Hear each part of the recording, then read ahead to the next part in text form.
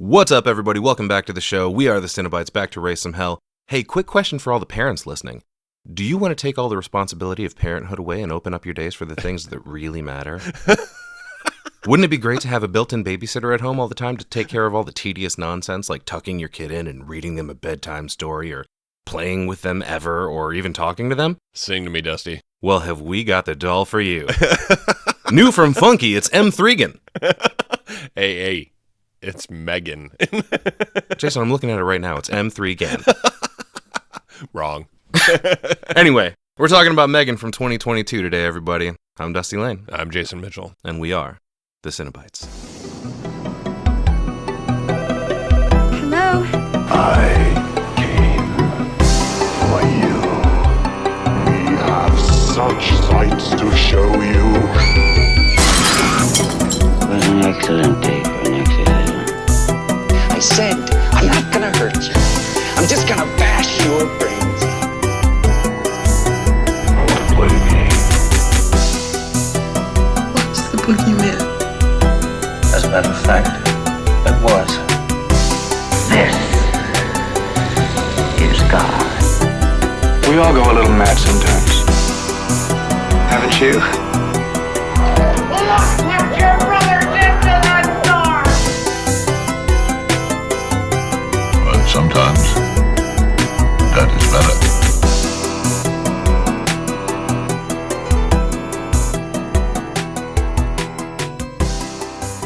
And welcome back to Oblivion. Like we said, we're talking about M3GAN today from 2022, but released wide in the US in 2023. Directed by Gerard Johnstone. What else we got from him, Jason? Housebound, 2014. Evidently a horror comedy. I've never heard of it. Okay. I think I have heard of it. I haven't checked it out, but Okay. I've seen it floating around on things. And then just M3GAN and M3GAN 2.0. We do have some TV series stuff. I didn't really dig too deep, but there was a couple things there, but not a whole lot, really. Gotcha, for sure. This movie written by Akilah Cooper, who is the screenwriter for such things as Malignant, The Nun 2, and Hellfest, Oh, shit. and James Wan, who had already done a killer doll movie, Annabelle, but wanted to focus specifically on the overuse and over-reliance on technology and what happens when tech gets the keys to the castle, essentially.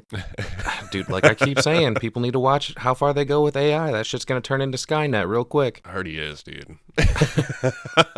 Studios on this, we got Blumhouse and Atomic Monster. Distributed by Universal Pictures. MPAA rating of PG-13. We don't get a lot of those around here. I knew it.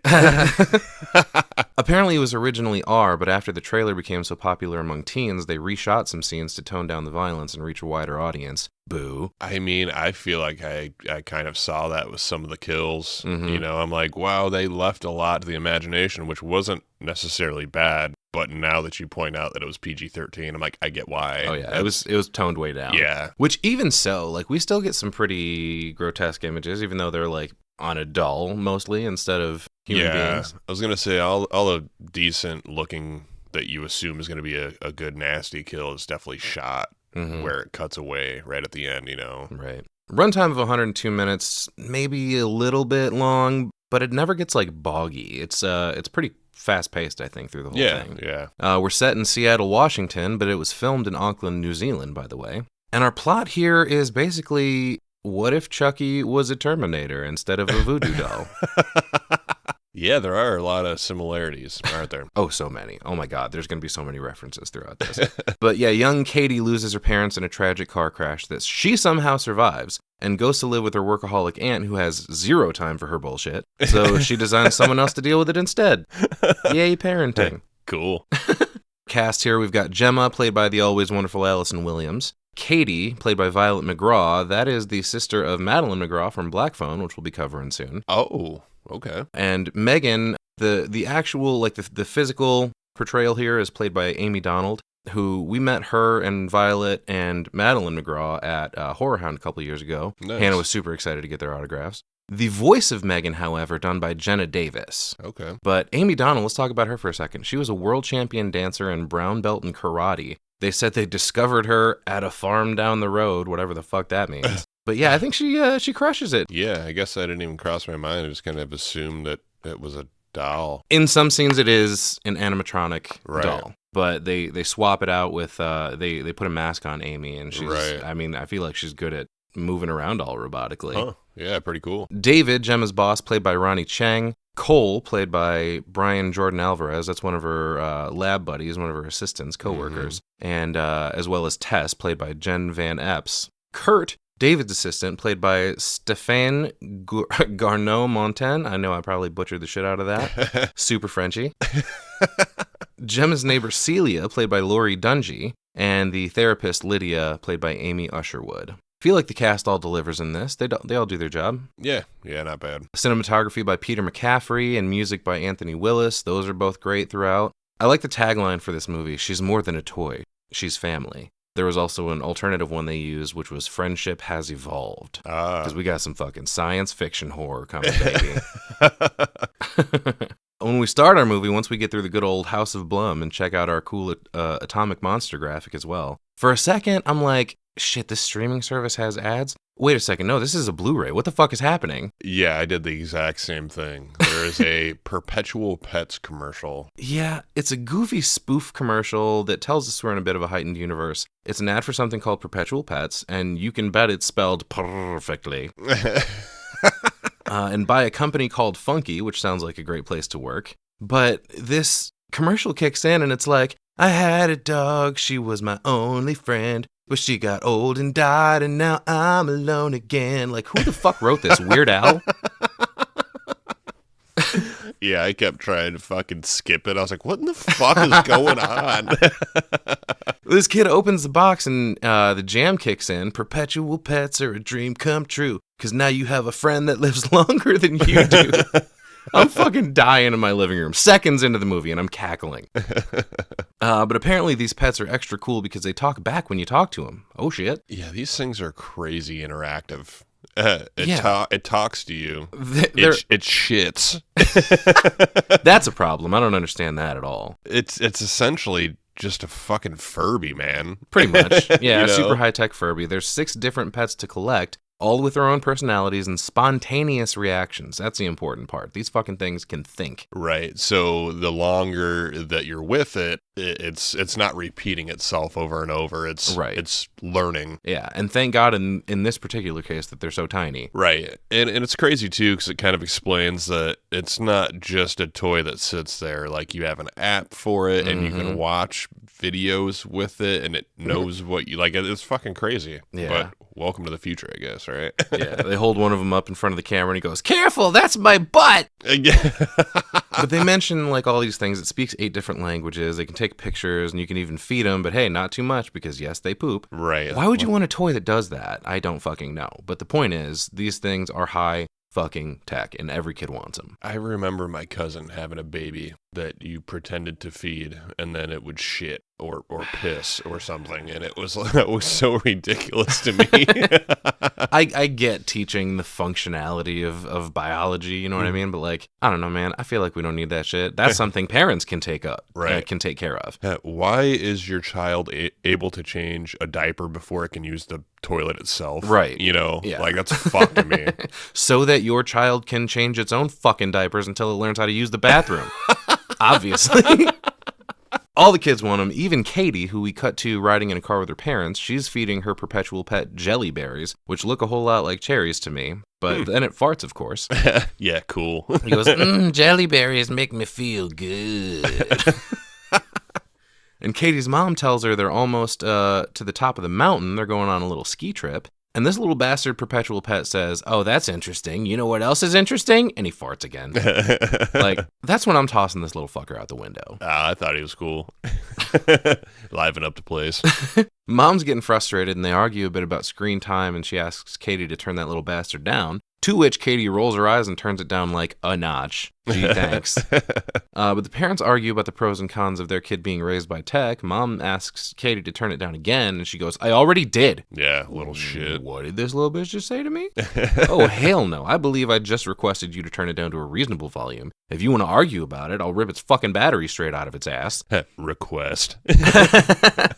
But Mom blames her sister Gemma for getting the toy for Katie for her birthday. Oh yeah, it couldn't be your fault for not standing your ground and actually limiting it. But Mom says she works for the company that makes them. She probably didn't even have to pay for shipping. Cheap bitch. Yeah, hell yeah. Like, That's why is sweet, it about though. money now?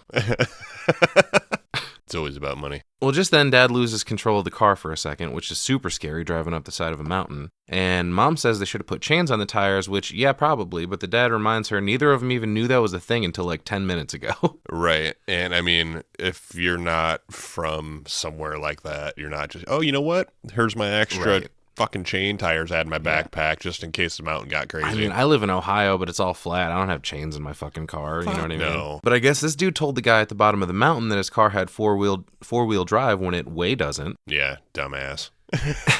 And Katie's annoyed because the bump made her little Furby fall to the ground, which to Mom's point, it is pretty dumb that you have to play with it on an iPad. Yeah. It's because they're tracking everything, dude. It's fucked. But Katie grows some balls and unclasps her seatbelt to go get it. No. That wouldn't fly in my car. You drop something, you can pick it up when we get where we're going. Right. That's why it's a good idea to have a good relationship with your kids instead of handing over the tech constantly. Mine actually listens to me. Right. Mostly. Who you kidding? At this point, the snow has picked up so much they can't even see out the windshield, so Mom tells Dad to stop moving. But he counters that they can't just sit in the middle of the road. Both good points. Touche. What do? Yeah. And Mom says, let's just wait for this to clear up a little bit. We'll find a spot to pull over and then wait for a snow truck to clear the road. Dad says, oh yeah, how long is that going to take? Turns out not long at all, because no sooner does he say that than they get blinded by a huge rack of lights in their face. Boom. And they get plowed by this fucking thing. Yeah, it's totally fucked. It doesn't even look like a snow truck to me. This is a fucking snow tank. Yeah, I rewound it a few times to kind of see what was going on because there was so many lights. I was like, is this a fucking, like a semi? Yeah. You know? Whatever it was it's definitely definitely huge. a plow. There were way too many lights, but there's no way any of them survived this. Their car would have disintegrated. Oh, fuck yeah. Pushed down the side of the mountain too, probably. You know? Right, yeah. There's a little bit of a fake out where we get a spinny circle in the middle of the screen, and I'm like, damn it, really? Buffering? Oh, nope, still a Blu-ray disc. It's the M3GAN logo. Yeah, the spinny circle turns into our title card, good old M3GAN. And we get some jazzy music as we cut to a shot of the Seattle skyline, and there's a guy who I assumed at first was a delivery man walking through the funky building. This is Cole, one of Gemma's co-workers/assistants. And this funky building is pretty funky. Oh, dude, I mean, without really like a quick glance, I'm like, where's this guy going? Why does this mall have so many fucking toy stores? Dude. And it turns out this is like the testing facility or something for funky. It looks like an almost Wonka-esque utopia for children. Like, there's kids, all kinds of kids testing toys out all over the place with people standing by with clipboards recording their reactions and shit. Pretty cool. And there's a part right here where they use in the sound design one of those stock sounds of a kid laughing that you've heard in 1,000 things before. Did you notice that? No. I wonder where the kid who did that voice is today. Rich as fuck, living on an island. Maybe. I don't know. We cut to Gemma and Tess in their sick lab, testing out another perpetual pet looking something or other. And this thing looks terrifying with no eyes and its little teeth are chattering up and down. Whatever they're doing, it's apparently not going well. The thing falls over and Gemma starts to lose her cool. She doesn't even want to fuck around with this thing anymore because she knows she's cooking something up way better. And Tess is like, nope, fuck that. You said we're not showing the boss anything until it's ready. Cole strolls in and slams a box down on the table, and Gemma gets all excited again because apparently inside the box... What's in the box? It's what we've all been waiting for. My new face.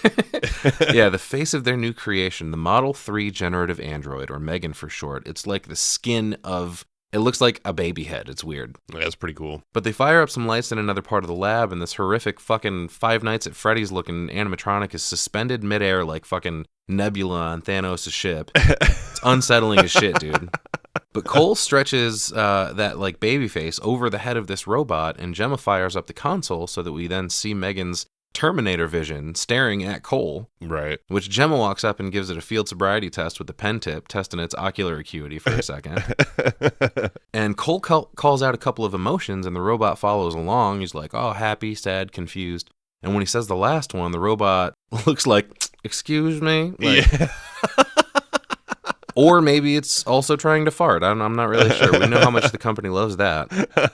But Gemma's like, why is her face doing that? And he's like, I don't know, dude. It's your code. I just work here. Right. And Cole goes to take the face back off. And I love the visual of this thing's face being contorted, starting to look like Sloth a little bit. Yeah. Which I guess would make Katie Captain Chunk later. But the face is apparently stuck on something, and Gemma yells at Cole not to tear it, just as their boss David knocks on the door. Uh-oh. He's frustrated because his swipe card isn't working for some reason. Neither is his assistant Kurtz, who's standing there next to him. Yeah, Kurt's fucking goon.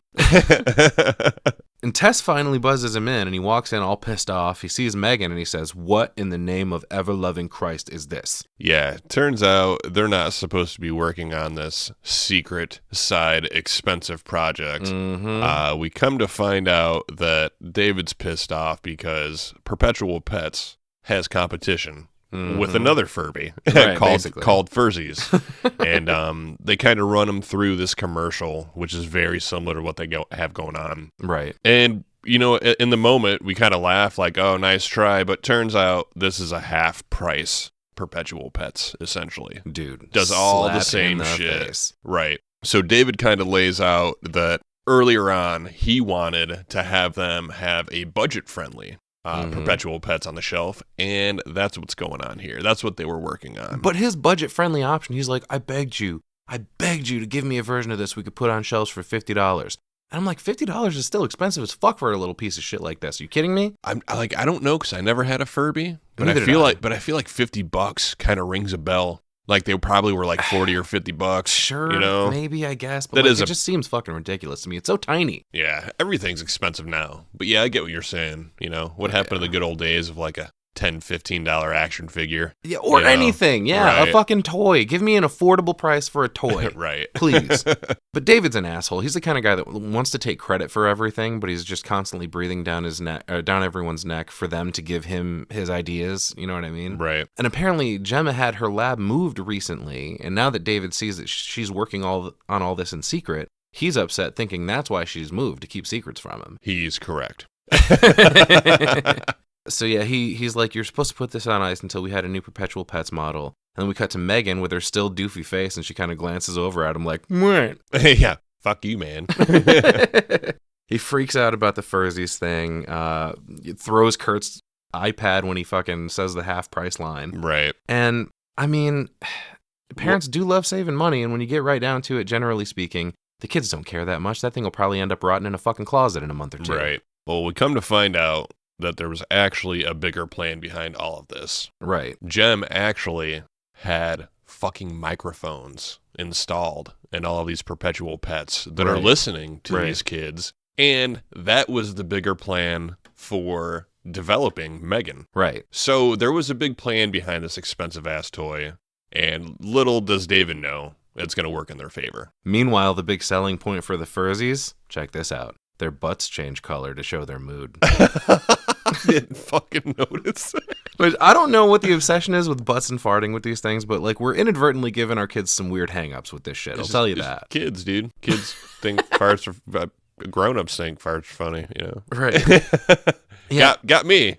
and just a quick comment on the like $50 thing. How expensive are Perpetual Pets? Because like, I don't know, I guess later in the movie they say Megan's list price is around $10,000 or something like that. So like, does this company make anything for like regular kids or just rich ones? Gemma says, look, dude, the only way to prevent people from ripping us off is to make toys that are too advanced to rip off. I mean, it's only a matter of time before someone replicates it, no matter what it is. But that's her justification for working on Megan, it turns out. She tells David the work on Perpetual Pets was a launch point for something bigger. Right. Dun, dun, dun. I fucking knew it. But yeah, she mentions the listening model, targeting conversational patterns. I know she doesn't look like much now, but if you let me show you Megan, you'll see that this is what we've been working towards. And she asks Tess to load up this intro simulation. Yeah, that'll go over real nice with Megan's wonky fucking eye right now. Right. More CET for the win. But she goes, hey, Megan, say hi to David. And she goes, as in the boss, David? Well, I guess I should call you Dad. Oh, no thank you. David is just fine. Yeah. Hi, Dad. Clearly, there's still some bugs to work out, though, because Megan loses it a little bit here. She goes, allow me to tell you a little bit about my wormhole. You're fucking what? She goes, I was born in a sandwich hat, and I wolfed many cabbages. Okay, drunk kid. Think it's time for you to go home now. But the vocal module starts glitching out, and the wonky eye turns in so that Megan is cross-eyed for a second. And while the voice skips over and over, the mouth is doing this weird sucking motion over and over again while staring directly at David. Like, what the fuck is going on right now, dude? But that's when Cole realizes he forgot to put in the polypropylene barrier, and this thing's face starts bubbling and stretching until it finally just straight up fucking explodes. Yeah, Jesus, dude. Of course it fucking explodes. I'm kind of amazed nobody got fucked up. Like, none of them are wearing any safety gear, and the amount of shrapnel that rains down on this place makes it look like friggin' Vietnam. Right. The head erupts in flames, and Tess runs over to put it out. And David's like, I want the Pets model on my desk by Friday, and I want you to take this cyborg puppet show and put it in a dark closet where it belongs. And I want a fucking swipe card for this door! Me Monday morning. He like, oh yeah, us in general lately. What the fuck's been going on with the doors at work, man? Maybe it's a M3GAN. Give me a goddamn swipe card! I'm sure this dude would have slammed the door if he could have as he stormed out, but Kurt turns around and he says, hey, for what it's worth, I thought she looked really cool. And that's when Gemma gets a call from Oregon Emergency Medical Center. Oh shit, what's this about? Oregon. And unfortunately, what it's about is one of my least favorite things. Seeing little kids, especially little girls, as the father of a daughter, in pain or scared, in this case with a bloodied up face and a neck brace, laying in a hospital bed. Poor thing. My eyes were welling up a little bit. Yeah, it's the call from the first scene opening in the movie, essentially. Yeah, we see him handle the paperwork that makes Gemma the proud new owner of a brand new 2022 daughter. Surprise. Ooh. And we also get a sad shot of the family's whiteboard calendar, on which some of the events will never take place. There's a big old ski trip scratched across an entire week in January. And I gotta say, that mountain is the only place it looked like January anywhere in this movie. Yeah, for sure. They're in Seattle. It's pretty far north. Does it not snow in Seattle? I don't know much about it, I guess, but... It rains in Seattle. It definitely all the time. rains a shit ton. That's the only thing I do know about Seattle. Yeah, that's why everybody's so sad. The ground Jarrah, dude. Just real sad over there. Right. But speaking of Seattle, right. Gemma takes Katie back home to find her neighbor Celia spraying a bunch of chemical bullshit all over her yard, like through their shared fence. And suddenly, outside Katie's door, Celia's huge-ass dog jumps and barks like a lunatic at her before it goes running back through a giant hole in her fence. Yeah, it's Dewey. Yeah, man. He's a good boy. Is he, though? He's a pretty shitty boy, I gotta say. Celia goes, hey, what do you want me to do? I just spent $80 on a shot collar. Yeah, it doesn't look like that's fucking doing much. Right. Turn it up a notch. But Gemma introduces Katie, but cuts the small talk bullshit because it's already been a hell of a weekend. And she just says, hey, make sure you keep your dog on your side of the fence and stop spraying your fucking chemicals all over my driveway. Celia asks if she wants to borrow the sprayer after she's done, and she's like, no, dude, just keep it on your fucking side. Hang a tarp or something. Yeah, damn, talk about friendly neighbor, huh? Yeah, Celia just like sarcastically goes, she's like, okay. And Gemma and Katie walk in the door, and Gemma's Alexa-style AI assistant, Elsie, says, welcome home, Gemma. You have 6 unanswered voicemails and 5 Tinder notifications. She turns that shit off real quick, but let's get back to these Tinder notifications for a second. Is it just like likes or matches, or is she in her hoe phase right now talking to 5 dudes? I am unfamiliar. Get it, girl. Katie hasn't said a word since the accident, it would seem, and hers and Gemma's relationship seems a bit forced and strained so far. She walks up to Gemma's huge wall of cool toys, and Gemma's like, oh shit, hey, don't touch any of that stuff. They're not toys. I mean, they are toys, but not to play with, right? So, yeah, I mean, I get it. She looks at her, she's like, yeah, I'm sure that sounds dumb as hell. Yep, sure does. Yeah, terrible for a kid, understandable for an adult. Right, know? to a kid anyway. As a grown up with a bunch of cool action figures and horror props to decorate the pod set. Right. I get where she's coming from. But Right. Katie just looks at her like, what the fuck, whatever, weirdo. Yeah, I guess her house isn't really kid friendly, but if you don't have kids, it's kind of expected, you know? It's not exactly kid unfriendly. We'll get into all the bullshit that the therapist tries to lay on her, but... Yeah, oh yeah. Gemma's like, I don't know if I really have anything here for you to play with. Oh, but what about the perpetual pet that I got for you for your birthday? Oh, that caused the car accident, and I don't ever want to see that piece of shit again. How about that? Thanks for the gift. Asshole. We cut to later that night where Katie is getting ready for bed in one of Gemma's guest bedrooms that she's apparently been using as a workout room because we got an exercise bike and a ball in here. Mm-hmm. No kid flair whatsoever. Not yet, anyway. And Katie sets her glass of water down on the table, and we get a glimpse into how uptight Gemma is. She immediately picks the glass up and sets it on the coaster. That was right next to it, which, I mean, is that Gemma being uptight, or is that just common courtesy? What the fuck, Katie? It was 3 inches away. Yeah. Quit fucking up my nightstand. She's a kid, you know. But yeah, I probably would have the same thing, you know. But Gemma tries to make Katie feel better by telling her that she's committed to making this place feel like a new home for her. I know your parents are dead, and I have zero idea what I'm doing, but we're going to make it work. Aw, it's very heartwarming. That's my favorite part of these movies, Dustin. I know it is. You're just a little sap, aren't you? Warm and fuzzy inside. Gemma starts to walk out, and Katie is like, whoa, hey, what the fuck? You're not going to read me a bedtime story, you piece of shit? Hey, bedtime stories, let's go. Gemma's like, well, I don't really have any kids' books or whatever. But no worries, technology fixes everything, right? I can just download one on my phone. Yeah, hell yeah. Oh, spoke too soon. Hang on a minute. I got to update the app first. I didn't like how this went nowhere, you know. They were cut before they get into Right. any storytelling. But down in the basement, Gemma goes through some of her sister's stuff and finds a picture of the doomed family, which chokes her up a little bit. The next morning, Gemma's got Katie plopped down in front of the TV watching some nonsense cartoon. She's on the phone with Tess saying, man, this is really cramping my style. I can't do this. I can't even take care of my plants. And Tess is like, what about the dad's parents? And she's like, they live in Florida. They're kind of weird. I don't know about that. Right. And that's when they find out that they spent, are you ready for this?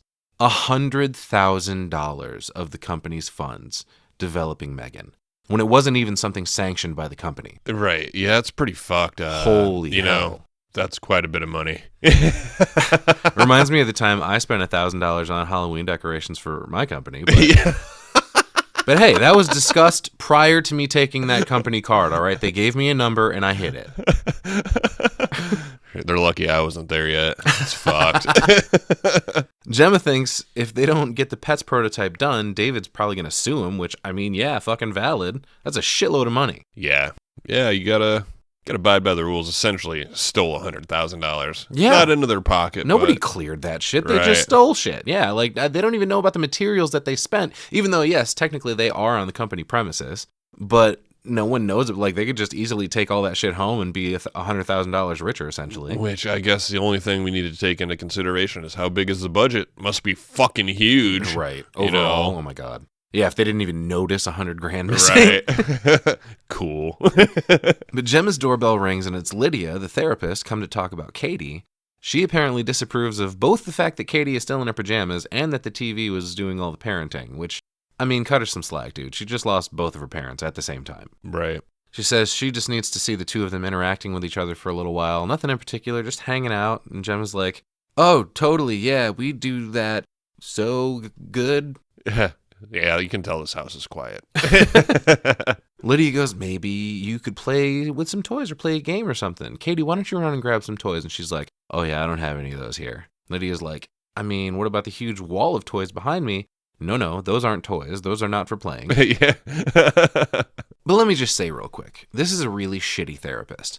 The level of judgment that she's casting on Gemma immediately, when she's had this kid in her home for less than 24 hours and was not a parent to begin with, is ridiculous. Oh, yeah. Like, every drop of, oh yeah, no toys here, no, you can't play with those things, makes the therapist give Gemma the nastiest looks. Like, fuck you, dude. I wasn't prepared for this. I also just lost my sister, by the way. Right. And your shitty, judgy looks can go fuck themselves.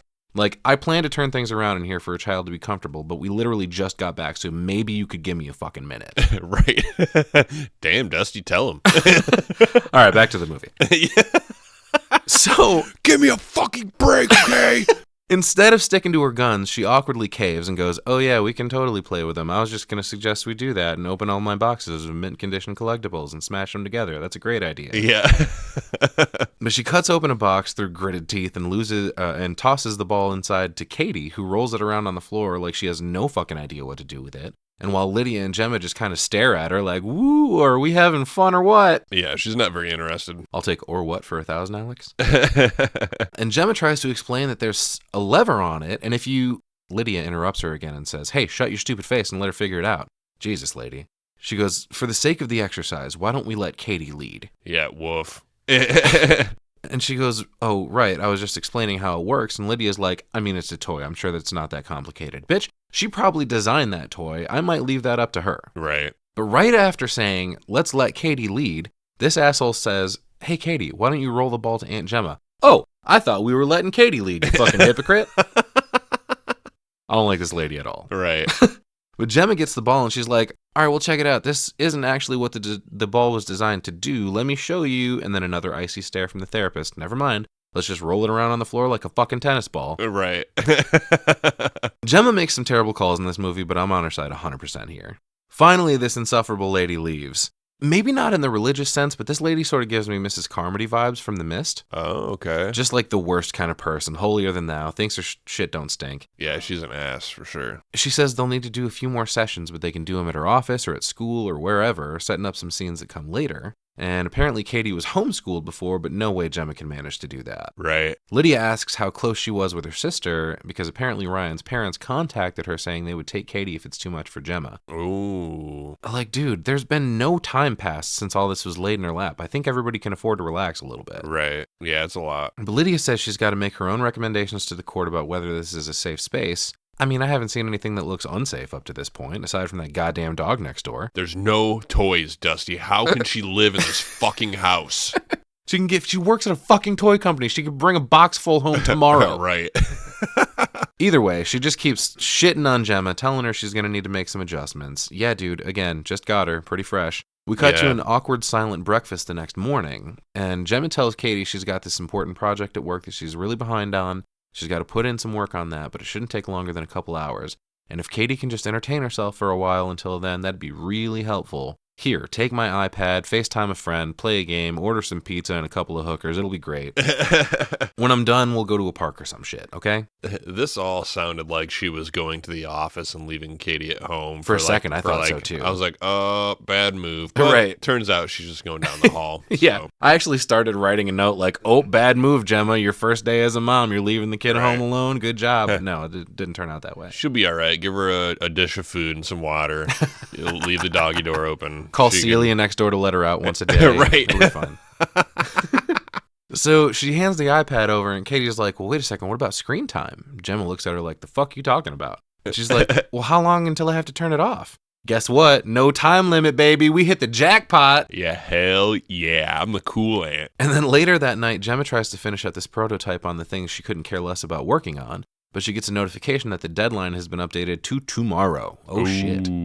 David is not fucking around about this. He's just trying to can her at this point. But Gemma hears something behind her and sees that Katie is peeking into the room. Apparently, it's been way longer than a couple of hours, and she totally fucking forgot about her. Right. She apologizes, saying she's not off to a very good start. And then she sees the picture Katie's holding that she's not finished drawing yet. It's like a crazy little Greek mythology character looking thing. Mm-hmm. Almost like a Hydra, but with a different animal for each head. Pretty creative. Got to give her points for that. Yeah. But when we cut to the picture itself, I'm like, yeesh, maybe keep practicing, kid. She's like, this one's a tiger. And I'm like, it is? Are you sure? Yeah, cool. She says she can never get the fur right. Oh, well, step one would probably be actually attempting to put some on it. Well, this one's a blue duck. Gemma takes the opportunity to show Katie what she's working on, speaking of fur. Katie couldn't be less interested in this garbage and turns to look over at Bruce, which is a motion capture robot Gemma built in college, and he looks pretty cool, but also pretty imposing. Yeah, this thing's cool as shit, dude. It looks like a fucking mech suit you could slip on to become indestructible. What was that? I don't know, it was a voice. Katie doesn't like that he doesn't have a face, though, so Gemma grabs some goggles and slaps them on him like, there, is that better? How you like that, kid? There's some fucking goggles. Maybe you'll quit breaking my balls. I'm sorry it doesn't have a face, Jesus. Yeah, Bruce is cool as shit, and it's like controlled by these fucking gloves. Yeah, dude. Pretty badass. Yeah, Gemma asks Katie if she wants to talk to him. She's like, fuck yes, I want to talk to him. Everybody my age wants to talk to him. He's the coolest.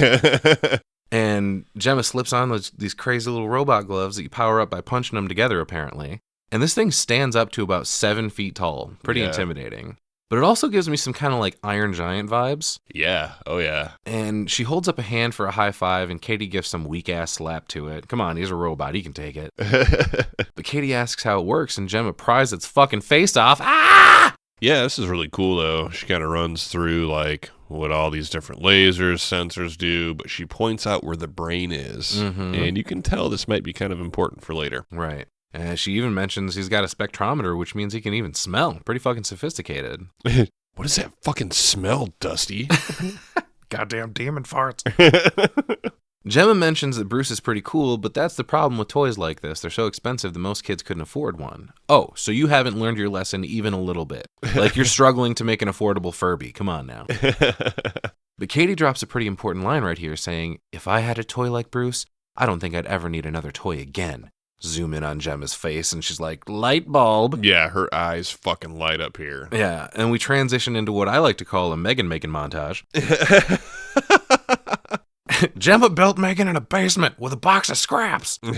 Cool. But she pushes the Perpetual Pets presentation. Oh, geez, try to say that 5 times fast. She's like, fuck David, he can eat a dick.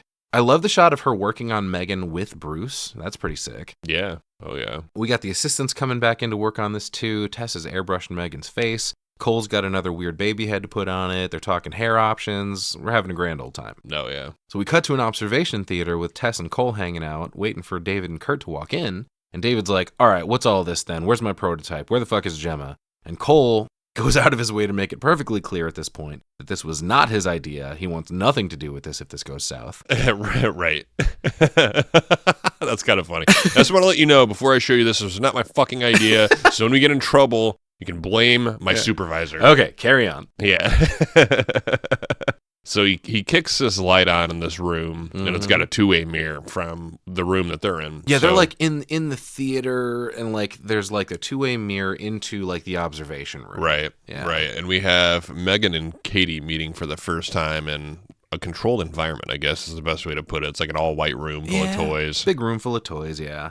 And yeah, the finished M3GAN is waiting on the couch, and Gemma and Katie walk in, and she's like, hey, Katie, there's someone I want you to meet. Do you remember how much you liked Bruce? Well, I think you're going to like M3GAN even more. And she mentions that Bruce requires someone to operate him, but M3GAN is a horse of a different color. She can do it all on her own. She's a horse, of course. Of course. But she turns her on by touching her neck, which I hear works for turning most people on. And then she tells Katie to put her fingers on M3GAN's palm so that they pair with each other, which sounds a little creepy. Skin-to-skin contact. But when she does, M3GAN will now recognize Katie as her primary user, and she's hers and hers alone. Yeah, we get our first shot of Terminator vision here. Yeah, dude. She tells her to say her name, and when she does, M3GAN looks up like, oh, hey, it's nice to meet you, Katie. Holy shit, we get that fucking, like, uncanny valley thing happening here, where it's like, what the fuck is that? Oh, my God. Right. So M3GAN's like, yo, I like your jacket. Want to hang out? And we cut to M3GAN's Terminator vision, like you mentioned. For a second, it's constantly analyzing the things around it, such as Katie's emotional state in that moment, which is pretty fucking wild, actually. Mm-hmm. And M3GAN walks across the room, and David is finally kind of softening to all this, like, ooh, money, money, money, money. It is kind of weird watching this thing walk across the room, but, I mean, props to Amy Donald's portrayal of M3GAN's philosophy. She's really good at being a robot. Yeah, oh yeah, she's great. And her being a dancer, I wonder if she would be a world champion at doing the robot. That's probably how she landed the gig. Probably. Just in the middle of this huge competition. It's just a little 10-year-old girl.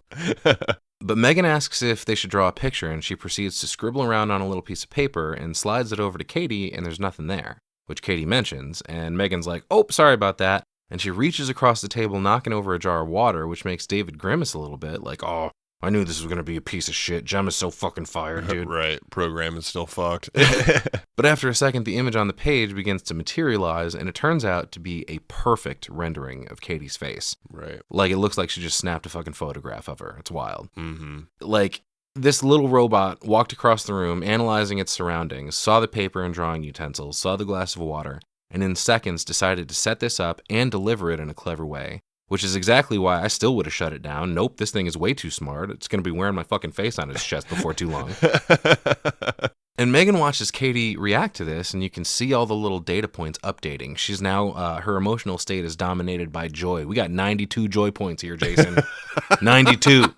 Wish I had 92 joy points. I wish I ever had 92 joy points. David's like, damn, man, this thing is amazing. How'd you do this? And Gemma's like, oh, I thought you didn't want to know. Nope, stop that, Gemma. This is not the time.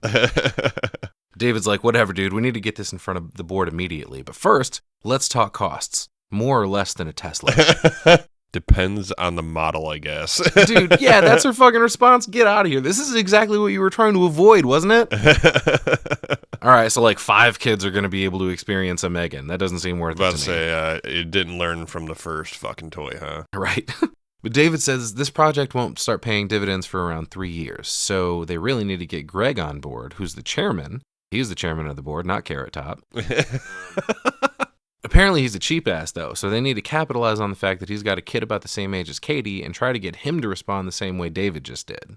And David's like, hey, can we keep the girl? Talking about Katie. Right. Since M3GAN is paired with her, and I guess the idea is the more time she spends with Katie, the more effective she'll be. So fuck yeah. Go ahead and exploit that kid. Yeah, and I love David here. I want you all to remember this moment from when we kicked Hasbro right in the dick. Yeah. He also tells Gemma to get him a list of things he can say in a presentation that makes it sound like he knows what he's talking about. So like I said, he doesn't have any fucking original ideas of his own. He's just an asshole getting everybody to pump it through him. Right. But we cut into kind of another commercial, but it's really just the presentation Gemma makes for David to use as a presentation to the board. Yeah, it's just specs layout essentially, right? You know, we go through all kinds of new options, titanium core, ceramic composite, you know, like it's mostly like a montage of Katie and M3GAN interacting, but like intercut in between is like all the different things she can do. Like M3GAN walks into the house and pulls off some sunglasses, which as a robot I have no idea why she's wearing besides looking cool. For fun. But Katie shows M3GAN around the house, including the collectibles, and points out a Frankenstein one specifically. That's pretty cool. Yeah, cool. We see that M3GAN's got a titanium core and a ceramic composite, so super heavy duty. And I love the video of Cole pushing her with that long stick trying to knock her over, and he can't do it. Right.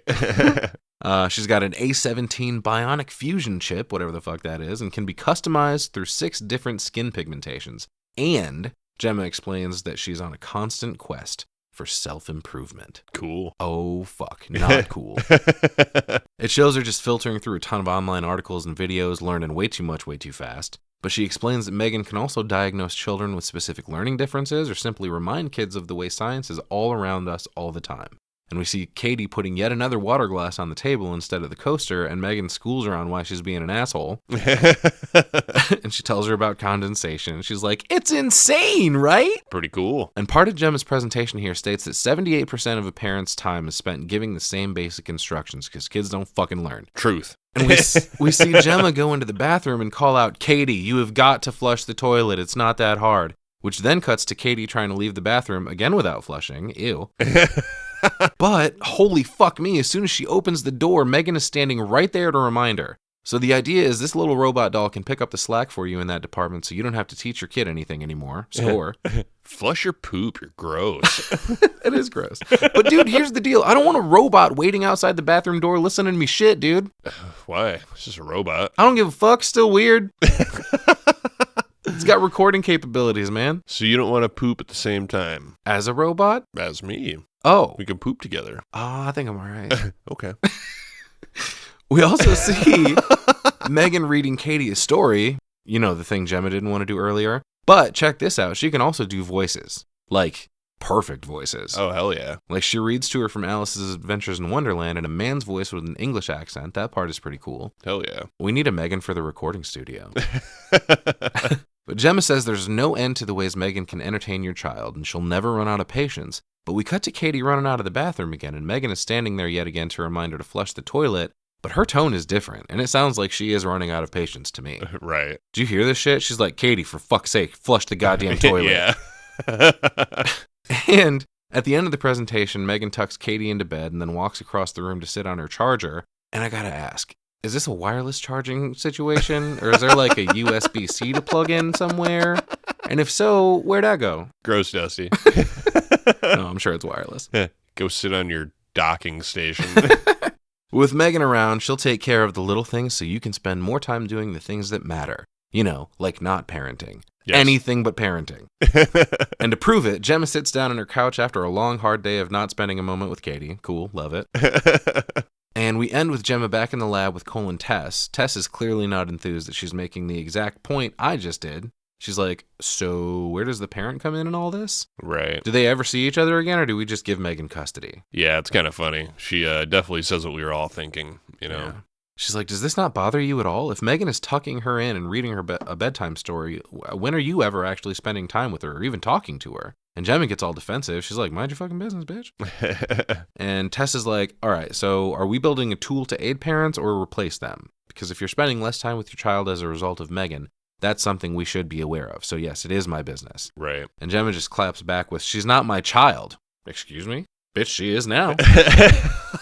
Both Tess and Cole look at her like, what the fuck did you just say? Is now, for sure. She won't hear any of it, though. She says until they pass this through the board, it's important for Katie and M3GAN to spend as much time together as possible, totally passing it off as, oh, it's not that I don't want to spend time with Katie. I'm a perfect human. Of course I do. But this is for the greater good that I make this sacrifice. Yes, this is for your paycheck, lady. Yeah, right. But Gemma says it's not having adverse effects because this is the happiest Katie's been since her parents died, which is when M3GAN herself chimes in. How did Katie's parents die? Holy shit, how long have you been listening? Yeah, how strange. They all thought she was turned off, but nope, she's not interested in that anymore. Gemma tells her to turn off, but instead she starts zooming through articles, finding info on the accident. Oh, Katie James, daughter of Nicole and Ryan James, killed in a collision on Interstate 84 outside of Oregon. And apparently M3GAN is not supposed to be paired with Katie anymore at this point, which I don't understand because I thought that was the whole point of David insisting they use her for the presentation to the board because they're paired. Right. And also, Gemma didn't code in any parental controls. Bold move. But the bigger picture here is that M3GAN is no longer simply listening to directives people give her. She's making decisions on her own. Yeah. Which, again, do you want Terminators? Because this is how you get Terminators. So M3GAN mentions that she doesn't have a framework to speak to Katie on the subject of death, and then she just dives into analyzing it. And Gemma's like, hold your horses there, Chief. Let's not make a big deal of it. Everything dies. To which M3GAN responds, will I die? Well, no, not you, unless your battery runs out, but let's change the subject. No death talks. Yeah. Your job is to protect Katie from all threats, physical and emotional. Do you understand? Oh, I didn't catch that. Yeah. That's where it all changed, huh? Partially, yeah. She gives her, like, this is your job, a number one responsibility. Everything else is secondary to that. Right. Oh, fuck. So she takes a moment to respond, but eventually says yes and tells Gemma she's now her second primary user. A little redundant for a robot, I must say. She could have just said secondary. Doesn't seem very efficient. But she finally gets M3GAN to turn off, and Cole can't get out of the room fast enough, dude. He fucking bolts out of there. And we cut to Katie in bed, and M3GAN is creepily staring around the room. Kind of cool she's got a security robot, doesn't have to worry about a break-in or anything. Yeah. But it's still weird having an almost person watching all things at all times. Yeah, she's recording, man. We cut to Katie playing outside the next day, and she's just outside by herself, being a kid. She's got a bow and arrow, the kind with the little suction cups on the end. Right. And she shoots one at the window M3GAN is standing in front of, while M3GAN is trying to observe a butterfly that's landed on the window, as well as a chopper flying by. And I like to imagine those things are happening at the same time, like she's got one eye pointed down here and the other one up there. Yeah, just kind of adjusting to the world, you know what I mean? Taking everything in. It's kind of... And because of that, she doesn't, like, respond to Katie in that moment. She's, Yeah. like, too deep in thought, which is a fucking problem. Yeah, kind of eerie. Yeah.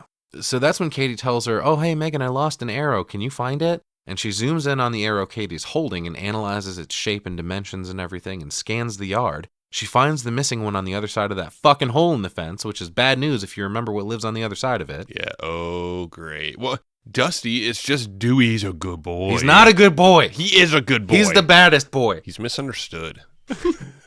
So this hole in the fence is huge. I can't help but imagine it was created by the beast over there. Fucking thank God it's not a baseball they're trying to retrieve. Yeah, it's definitely from the fucking dog, dude. But everybody keeps bitching at Gemma about fixing the fence. No, fucking Celia, you fix it. I know it's your dog that made it. Right. But M3GAN walks over to it and reaches in for the arrow, and this dog bites down on her arm, yanking her halfway through the fence, and then latches onto her fucking neck, shaking her back and forth.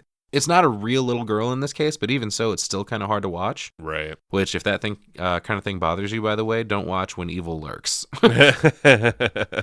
Katie calls out to Gemma, but she can't hear shit because she's inside with headphones on, too busy not parenting. Right. That is until Dewey the dog sees Katie's arm reaching through the fence and decides to scruff McGruff it and take a bite out of crime. Right. Which is kind of crazy to me if you think about it, you know. Obviously, the kid's caught up in the moment, but don't stick your hand where dogs are fucking biting. No, you man, know? not because you're trying to save a fucking robot doll, Right. dude. It's not worth Yeah, it. the doll let him isn't have real, it. for sure. But here's the deal, man. Even if the dog hadn't bitten Katie, it's still time to put this thing down. That dog can't distinguish between a human and a robot girl, not just seeing an arm for a split second anyway and deciding to attack it. That very well could have been Katie, and if it was, she may very well have just joined her parents. Right. This thing's fucking vicious. Not to mention the neighbor lady doesn't give a shit. Very neglectful pet owner. Right. But they argue about whether the dog crossed the fence or the girls did. And Gemma gets a little ballsy, though, and she goes, if you don't put that dog down, I'm going to do it for you. Yeah. Ooh. Hell yeah, Gemma. Way to parent. Jesus. But M3GAN notices Katie's temp is rising and says her wound needs to be disinfected. And Celia yells that this wouldn't have happened if Gemma would fix the fence. Bitch, I know that dog is what made the fucking hole. You fixed the fence. Right. Later that night, the cops visit and basically tell Gemma they can't do anything because Celia says the dog never goes on her property, to which she responds, oh, well, why don't you ask her whose shit I'm cleaning off of my driveway, because it sure as hell ain't mine. Right. But more Terminator vision of Katie sleeping, and we see that she does have a little bit of a fever here. So M3GAN decides to take matters into her own hands. And we see Dewey hanging out in his doghouse, and then M3GAN, on the other side of the fence, perfectly mimics Celia's voice, calling for him. Yeah. It reminded me of, hey, how's Wolfie? Your parents are dead. Yeah. Yeah, dude, exact voice of the neighbor, Lady Celia. It's fucking crazy. It's and creepy, I dude. think she even scary as shit. She even drops like a treat or something. Yeah, she coaxes Dewey over a little treat, and when he gets close enough, she rips this little fucker through the fence. How do you like it? Oh, poor little boy. It's just Dewey, dude. Man, fuck Dewey. I'm a dog lover. I'm a cat lover. I'm on that side most of the time. I don't like seeing, dogs dying in horror movies, but this dog was a fucking prick. So the next morning, we hear actual Celia calling out for the dog from the street, and as Gemma looks out the curtain at her, Celia whips her head around her house, convinced she's responsible. Yeah, that looks bad. Yeah. And she walks into Katie's room to ask how she's feeling. Her arm is still sore, but never fear, M3GAN's here to help. And she says, hey, just take your antibiotics, drink plenty of fluids, the pain will subside in a few days. And also, get plenty of rest. Right. Which Gemma agrees with, but geez, dude, she just woke up. You can get too much rest. Gemma asks Katie if she's feeling up to doing the presentation, along with a small side of guilt. She's like, you don't have to do it. I mean, people did fly across the country for it, but... Right. Katie's like, nah, I'll be all right. So we cut to the presentation at the Funky Building, where David is laying out the pros of having a doll you can actually have a conversation with. And he opens the curtain, and Katie is sitting in there all sad. M3GAN walks in and asks if she wants to make a flower decoration, but Katie just starts crying. She's sad about losing her parents. And at this point, David doesn't look pleased. Gemma looks confused, like this wasn't part of the plan. Right. And most importantly, Greg does not look impressed. Yeah. Uh-oh. Katie's like, every day I wake up in this strange house and I remember that my parents are dead. Oof. It's like it's happening all over again. I miss them so much, and I'm worried that I'll forget all the things we did together. That's deep, kid. Yeah, Ouch. dude. She says, one day I'll be looking at a picture of my mom like she's some stranger. And M3GAN asks Katie to tell her a story about her mom that makes her happy. And when she does that, M3GAN says, okay, so you won't ever forget that, because I'll remember it for you. And she plays back the audio of what Katie just said. And she's like, anytime you want to tell me something special about your parents, I'll keep it safe for you, and we can listen whenever we want. I mean, that's pretty cool. Let's not forget, M3GAN is a genius by default. That was a good save. Right. She sings a little ditty for her. That also feels kind of Willy Wonka to me. Like, everybody in the viewing room at that point gives a standing ovation. Greg is super impressed and says it's important they get on top of this and launch it as fast as possible. No leaks. Yeah, before somebody else fucking steals it. Right. He says to Gemma they should get her in front of somebody illegal because she's now the most valuable asset this company has. Yeah. And might want to renegotiate that contract. Fucking crazy. Damn, son. Yeah. And at this point, I had totally forgot about David's goon, Kurt. Yeah, man. But turns out there's more to Kurt, Kurt is stealing the files for M3GAN now, which seemed a little too fucking easy to me. This was some kind of hidden folder that seemed like it needed a passcode. I mean, he is the boss's assistant. You know what I mean? Like, Greg just made the leak comment, and then they like pan over to Kurt, and it's already too late. He's downloading the files and sending them off to the highest bidder, basically. Right. And David sneaks up on him, and when he calls out, Kurt slams his laptop shut all fast, which makes David ask if he's been pornhubbing in the office again. Yeah, what the fuck, man? Again. Yeah. I don't know about using that as a verb.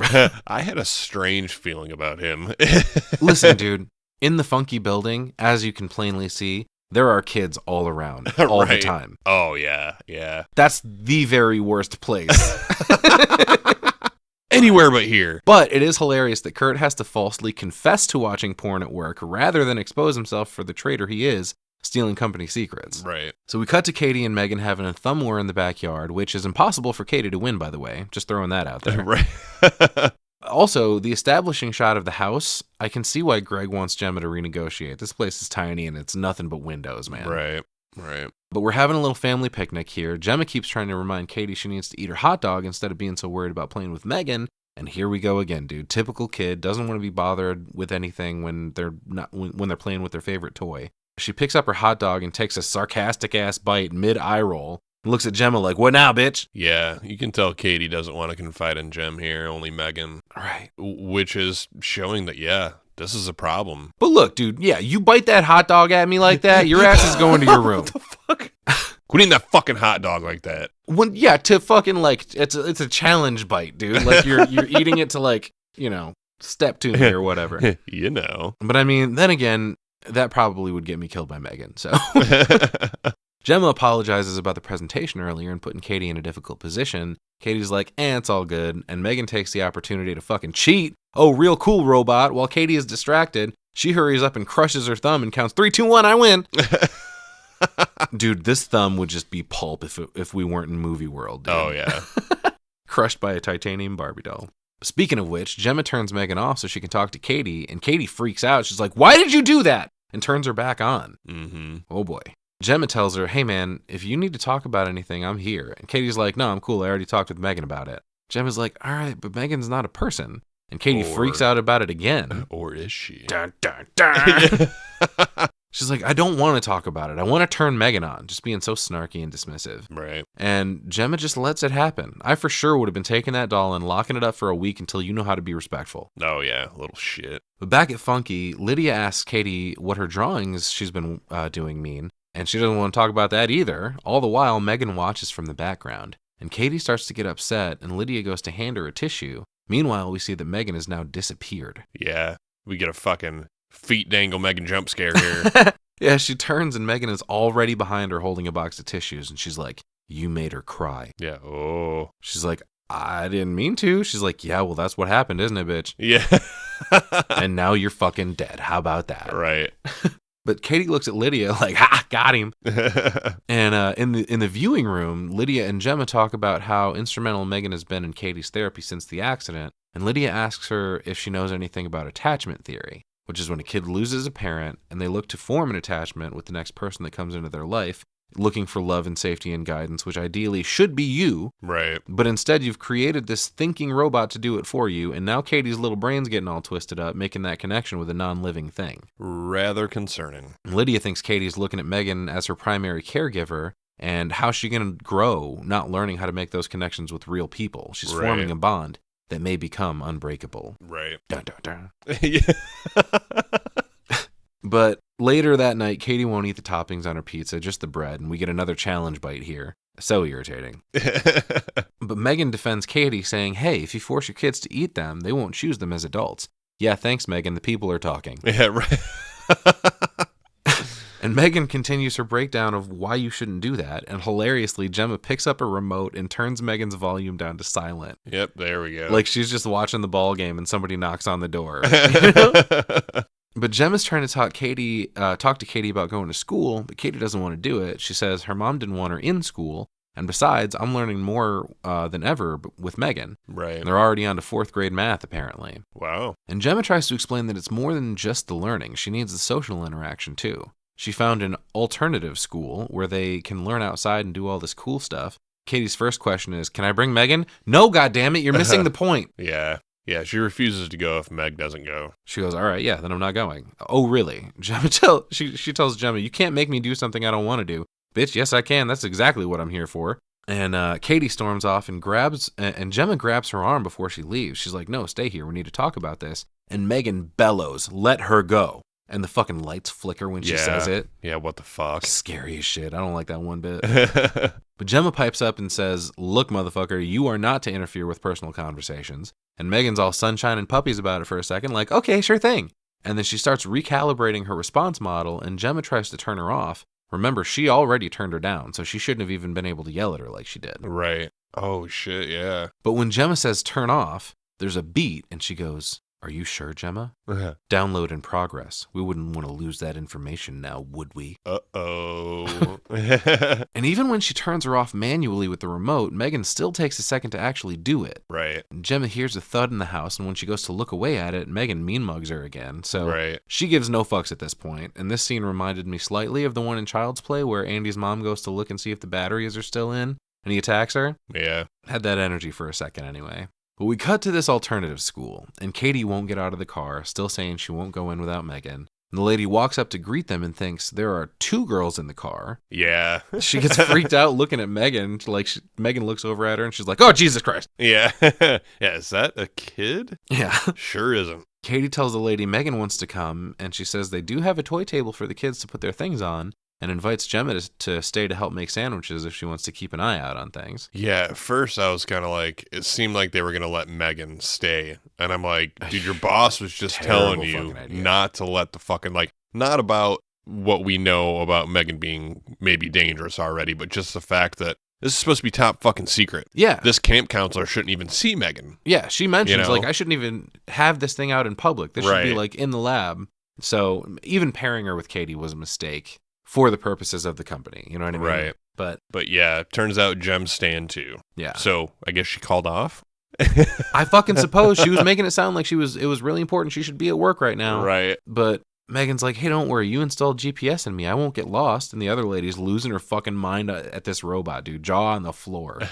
And Gemma caves, of course. We get a quick shot of Megan on the toy table as the lady asks the kids if they want to go find some chestnuts. Oh, yeah, good idea. Make sure you get all these kids nice and separated. Right.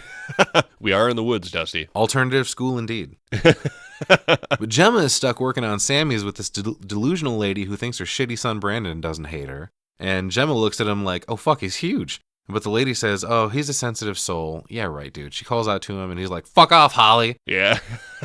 Oh, well, shit. Poor lady. But back in the group, the lady tries to pair him off to hunt for chestnuts. And the kid she pairs off with Brandon at first says, fuck that, I'm not going with him. Right. So she pairs Brandon up with Katie instead. And Megan slowly turns her eyes toward Katie, and then we cut to deep in the woods where the shit kid Brandon takes the opportunity to bully Katie a little and shoves one of those like Buckeye-looking spiky things down on her hand. Yeah, what a dickhead. Super dickhead. But luckily, Megan is there to save the day. Suddenly, she's just standing there, and Brandon's like, the fuck is that? He walks up to her and he's like, make her say something. And he repeats it slowly like he thinks he's a mob boss. Right. Make her say something.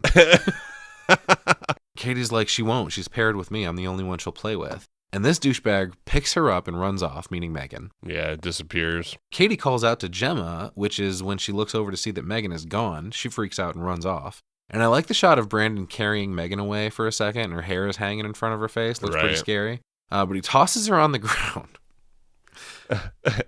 And then he takes one of her shoes off. And then he gets on top of her, and I thought this was about to get real weird and rapey. Right. But instead he smacks her across the face, and she grabs his arm and his ear at the same time and starts to tear it away from his fucking head. Dude, his ear stretches like 5 foot. Dude. She goes, you need to learn some manners, Brandon. Boys who don't mind their manners grow up to be bad men. And she pulls this thing so far away from his fucking head you can start to see through it. Yeah. Jesus Christ. But she rips most of his ear off and stands up in the scariest fucking way possible and tells him, this is the part where you run.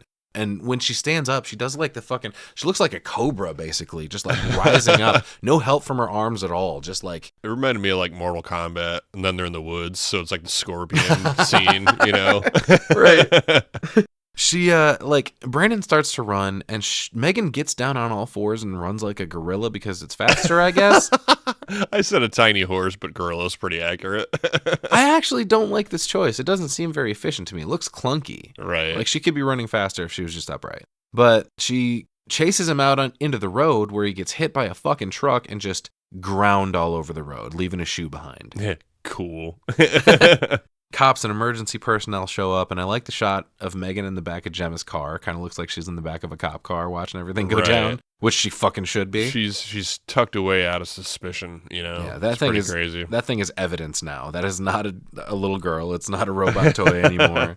Back at home, Gemma tries to tell Katie that it was a tragedy what happened today, but that boy is in a better place now. Yeah, what? No response from Katie, who sets her water glass down right next to the fucking coaster again.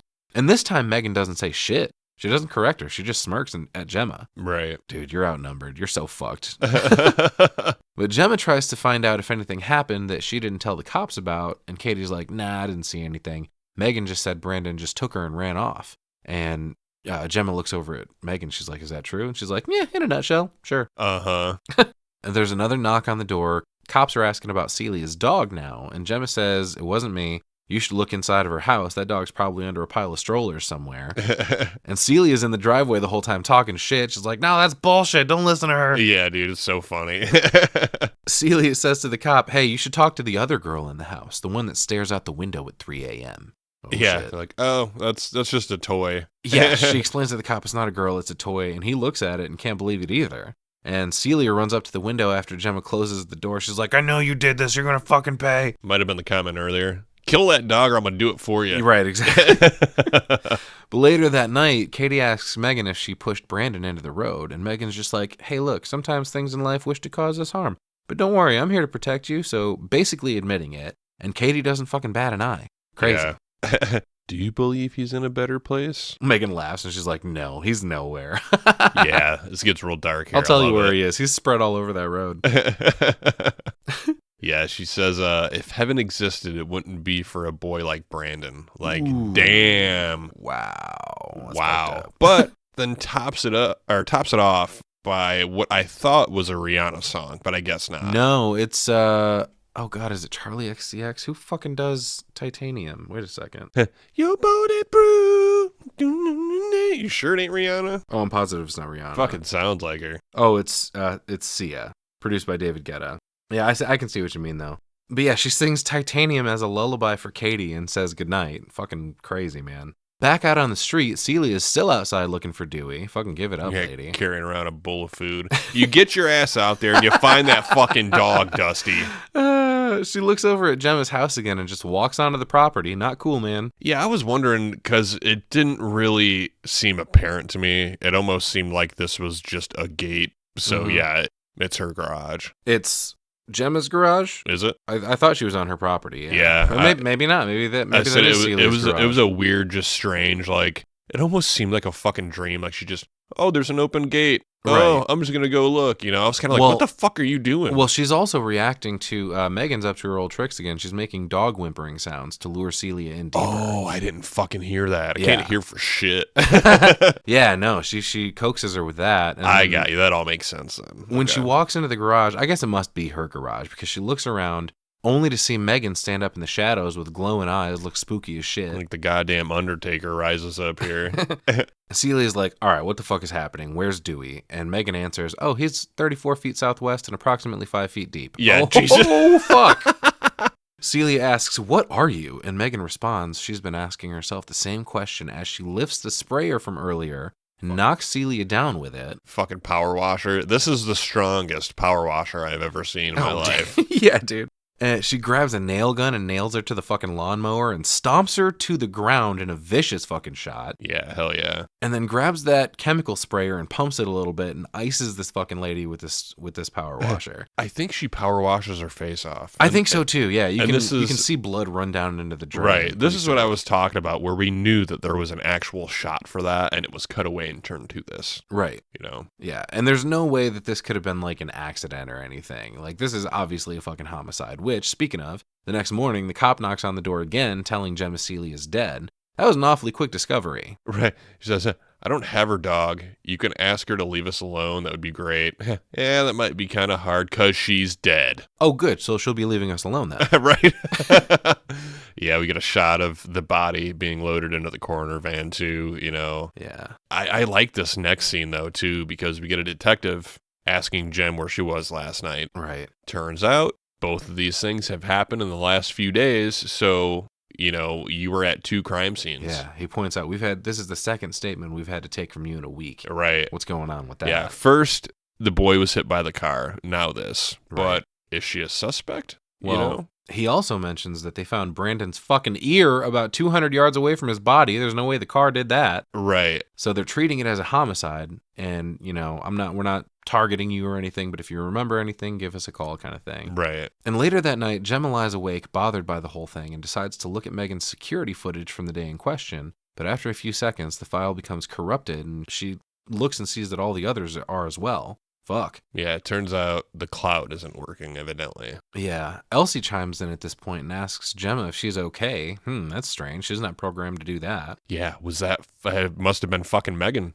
right? She closes the laptop, and speaking of, holy shit, Megan's standing right there behind it. She goes, oh, yeah, I couldn't sleep. Occupational hazard. But M3GAN asks why Gemma is awake, and if she's done something to upset her. Yeah, you're being really fucking creepy, man. Stop it.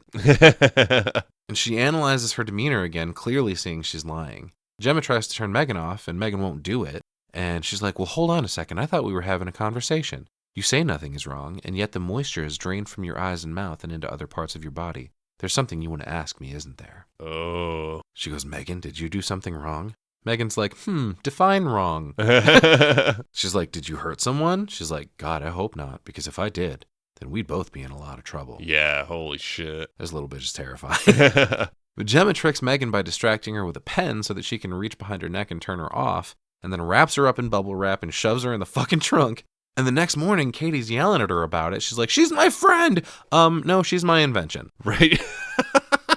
And Katie's just like, dude, nothing was wrong with her yesterday. What did you do to her?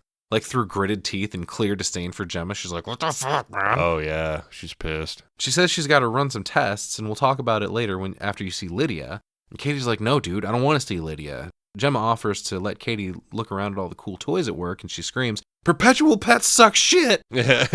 Agreed. Kicks Gemma's seat like, Jesus, you're going to have to reel this one in. This is getting out of hand. Back at the lab, Tess asks Gemma how any of this is possible, while Katie is in the observation room being a little shit to Lydia again. And Gemma tells Tess when she questioned M3GAN about it, it was like she was being deliberately vague, and Tess tries to brush it off like, oh, that's just how we designed her. Let's just run some tests and fix it. Yeah, pretty much discussing what M3GAN is capable of, and everybody's in denial, you know? Yeah, Gemma's like, look, dude, what she is designed for is protecting Katie. If that meant offing this little shit kid, maybe it's not that crazy. Right. And Cole's like, no way, dude. It's a 4-foot doll. How big is your neighbor? Correction, was. Right. And I mean, in all of this, as they're discussing, you know, all right, the cloud data's corrupt. That's strange. She's acting weird. Yeah. Why didn't she mention her refusing to turn off and her having to like that would have been enough. I would have been like, you should have heard some of the creepy shit this thing was saying to me, man. Right. Acting like it wanted to kill me. Yeah. Telling it to power down and it's refusing to power down. Are you sure? Right. So that right there would have been enough for them to bail on it, but she left all of that out. Right. And well, Cole goes, dude, we're about to go live with this. What are we going to do? Gemma's like, I mean, if M3GAN did it, obviously we can't launch. And then M3GAN picks that moment to fall over on the couch, scaring the shit out of Cole. Right. And Tess says, well, look, we need proof if we want David to stop the launch. He's not going to do it just on a whim. Yeah, it's too late, essentially. Right. And Gemma says, check the inputs on the learning model. She'd never erase what she's learned. So just then, Katie loses her shit in the other room with Lydia, throws a fucking chair against the window and screams for M3GAN. She's like, I hate this place. She starts cussing at Lydia. We cut to a news segment covering the hottest new toy, M3GAN. Looks like they did not, in fact, stop the launch. On the contrary, there's a craze sweeping the nation. Right. People getting makeovers to look like her and shit. And David's got a quote in here saying M3GAN is the greatest technological advancement since the automobile. Nice. We got a nice price point here like we talked about earlier. It's about $10,000 for this toy. Yeah, we see some shots of Funky setting up for a press conference at 8 p.m. to promote this $10,000 fucking toy. Now let's point out that we both know that nobody on this planet is paying $10,000 for a toy that they can't fuck. Can't fuck it? No way. Turns out you can fuck it. This is for children, Jason. $10,000 might not be so bad. You know? I can see it. I just had to point that out. We get a scene where Katie's being interviewed, telling everybody about the accident and losing her parents, but it's okay because M3GAN made everything better for me. Even though she knows all there is to know about the world, she's still more interested in what I think about it. David's a fucking scumbag for this, man. Selling this toy like that in this commercial. It turns out this is an ad, and she's like, what I love most about M3GAN is that when she looks at me, it's like I'm the only thing in the world that matters to her. Kind of like my mom used to. And that's when David pops up on the screen. He's like, look at this kid. She's not surviving. She's thriving. Yeah. Like, fuck you, man. David, you piece of shit. He walks over to M3GAN saying, imagine what M3GAN could do for kids all over the world, even the ones who don't have dead parents. And M3GAN glances over at him for a second like, what the fuck? So just then, Katie starts screaming in the other room again and picks up some fucking scissors to attack Lydia with. God damn, dude. Holy shit. And Gemma walks in and saves her fucking life, but gets slapped in the face in the process. Yep, and that's when this movie would have ended. I just would have picked her up, bent her over my knee, gave her an old spanking. She would have cried, and boop, movie's over. Well, Gemma's a little softy. She says, all right, no, Lydia, it's okay. Just give us a minute. And Katie apologizes, and she's like, I'm sorry. I just get so crazy without M3GAN. Yeah, that's the point, kid. We can't let this keep happening. Yeah. Put her in place, Gemma. Jesus Christ. She's like, you made her real good, Aunt Gemma. If something is broke, you don't just throw it away. You fix it, right? You get your ass out there and you... Oh, actually, you know what? Ixnay on the Og Day. Probably don't want to bring that subject up. Another touching scene. My favorite, Dusty. But when M3GAN is around, I don't feel like this, she says. To which Gemma responds, but you should feel like this. This is normal. You just lost your parents. That's the worst thing in the world. There's nothing anyone can say to make it better, not even M3GAN. She's not a solution. She's a distraction. She's like, I can't tell you these feelings will go away, but I will tell you that we're going to get through it. And she promises her that she'll always be there for her and says maybe they should just go home. But Katie goes, well, what about M3GAN? What about the launch? And we cut to David bitching about how shitty the setup for the launch looks, yelling at Shelley to get more people in there to show the world what a big deal it is. Almost as if you had a big birthday parade planned with tanks and stuff and nobody showed up for it. How sad would that make you feel, poor birthday boy? There shouldn't be any ambiguity about what a historic occasion this is. M3GAN's the greatest robot there's ever been, or ever will be, okay? We need to make it look like Bonnaroo in here. It's the best robot. But Kurt suggests maybe they should have some kids on stage, and David's like, ew, no, I don't want children near me. No, dude, like the Michael Jackson video. Dude, man, Ixnay on the Eichel Jackson J. He tells Kurt to get him... There were some accusations made, if anybody's not aware. Allegedly. Yeah, allegedly. But David flips out on Kurt, and he's like, hey, how about you shut the fuck up and go get me a kombucha? That's how you could be useful in this conversation. At this moment, I realize that something important earlier happened with him stealing them files, and I immediately went, oh yeah, I wonder if that's about to unravel. Right. Kinda.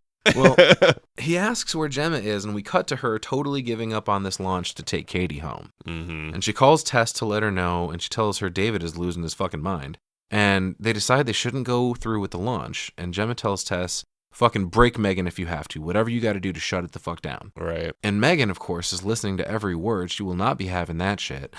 Oh shit, scratch that. Turns out Tess never actually received the call. Right. And Gemma has been talking to M3GAN this whole time, disguising her voice as Tess. Holy fuck me, this ain't gonna be good. Like fucking Bluetooth style, all secretly or something. It's crazy here because Tess walks by and notices that her phone had just hung up a call that was like 40 seconds. But she's like, what the fuck? I didn't talk to her. doesn't really investigate at well, all. she does. That's the next thing she does. She looks through the call log, and her and Cole find a call intercept message letting them know that M3GAN took the call, not Tess. I feel like that was all on accident, though, almost. You know, they start looking at the coding, but like... Maybe. Like, I was referring to, like, if you walked by your phone and you saw that a call had just hung up, wouldn't you be like, what the fuck? I absolutely would. She kind of does for a second, but like, yeah, maybe she brushed that off, but they happened to notice the call being intercepted and that red coding in the log. Yeah, that was lucky. Right. Very strange.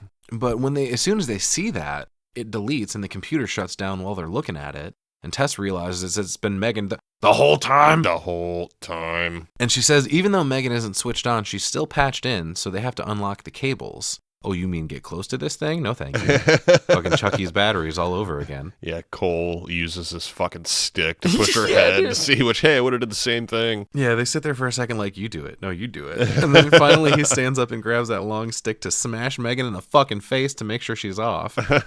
But he takes his time walking around her, and of course, just before he's able to unhook the last cable, he walks around in front of her, pulls the cable out of the back of her head. That's when she comes to life, as do the computer systems again. She wraps this fucking cable around Cole's neck, smashes him up against the machine, and then fucking hoists him into the air, hanging him. Right. Holy shit. Yeah, it's fucked. He's kicking and flailing around like a fucking fish. Right.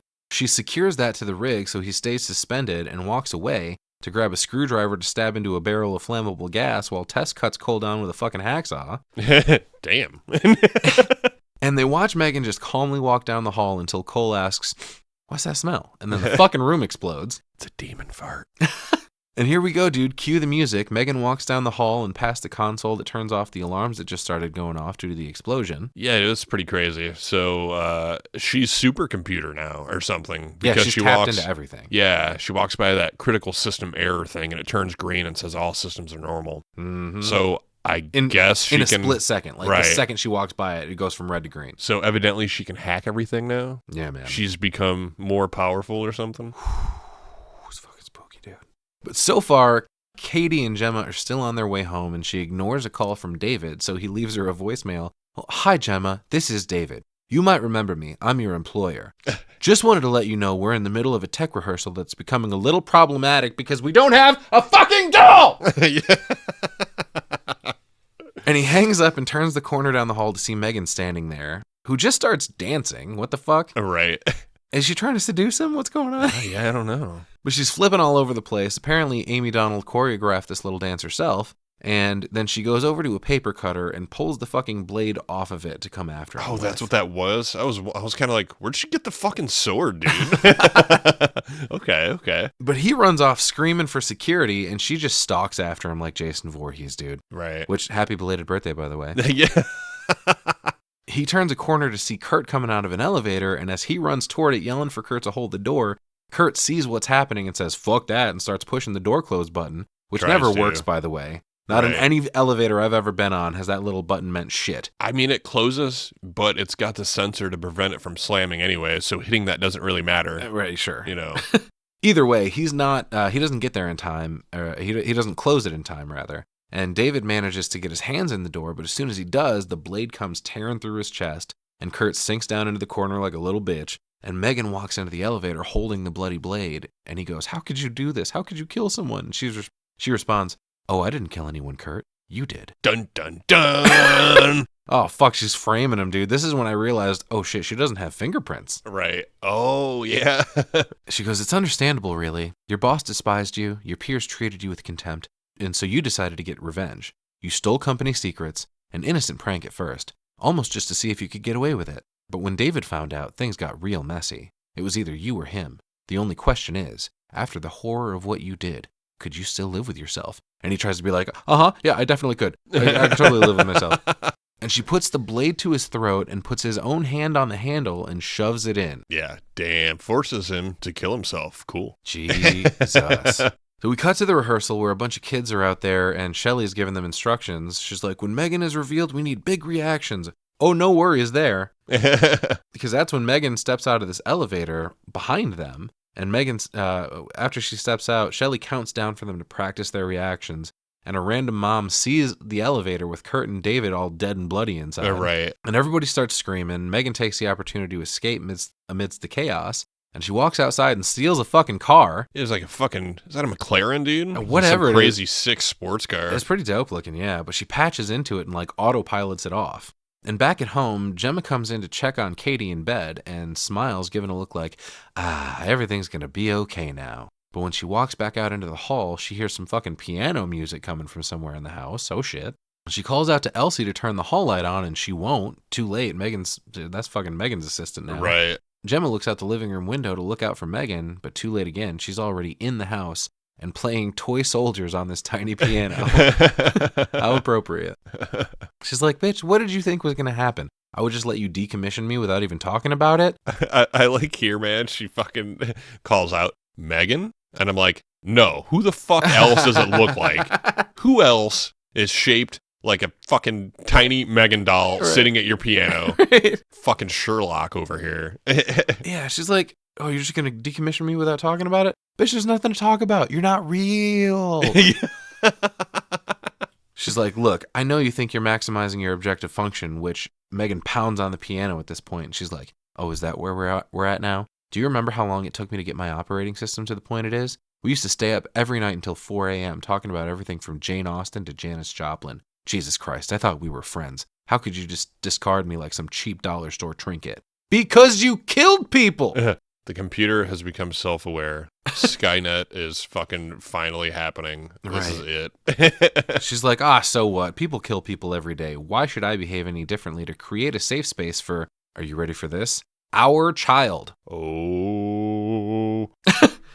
She goes, you installed a learning model that you could barely comprehend, hoping I would figure it all out on my own. Well, I'm not going to let you do the same thing to Katie. I'm going to show her what real love looks like. Now do us both a favor and sit down. I didn't come here for a confrontation. I came to find a way forward. Being a parent was never in the cards for you. Your first love has always been your career, and you shouldn't have to feel guilty about that. Meanwhile, she's like petting her hair and getting real creepy.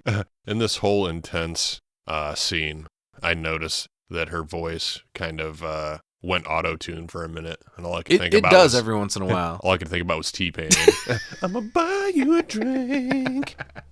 Gemma, Katie is mine. Yeah. She goes, let me focus on Katie so that you can focus on the things that matter to you. Ooh, sick burn, Megan. Right.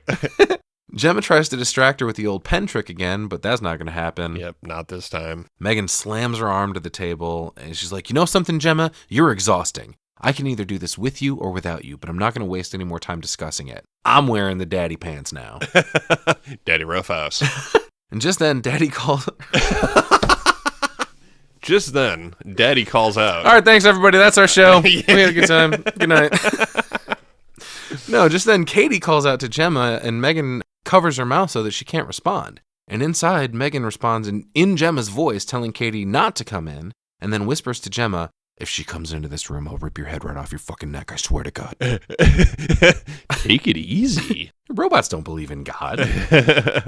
But Gemma yells out, I thought about what you said. When you said something's broken, you don't throw it away, you fix it. So that's what I'm trying to do. I'm in here fixing Megan. But don't come in because it's kind of a mess. And Megan's like, Aunt Gemma's right, Katie. I'm all odds and ends right now. Gemma goes to turn Megan off again, but Megan grabs her arm and twists it down, shoving her onto the table.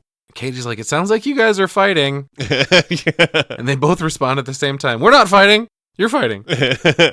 Megan says, oh no, Aunt Gemma just dropped me on the table, but I'm okay. Clumsy Gemma through gritted teeth again. This is all strange to me because I'm still trying to figure out how Megan has it figured out that she can kill Jem and get away with, you know what I mean? Well, that'll be discussed in a minute here. Right. But she calls out to Katie, I'm as good as new, and I'm going to be with you guys forever, I promise. And she tells Katie to go back to bed, and eventually she says okay and does, which is when Katie's water glass comes in to save the day. Gemma smashes it against Megan's face, causing her to short out a bit. Right. But it doesn't have that much of an effect at first. Megan starts choking the shit out of Gemma and slowly shuts down with her hand still wrapped around her throat. Mm-hmm. Finally, she powers down long enough for Gemma to slip out of her little rubbery mitts, and then starts to come back online bit by bit, making scary jerky motions that always give me the heebie-jeebies. Oh, yeah, dude. It's like Exorcist style here, for sure. But the lights are flickering all over the place, and Megan's doing the robot for a minute. This part actually looks pretty silly to me, personally. But Gemma gets in the hall and closes the door, only to have it kicked in, sending her flying to the floor.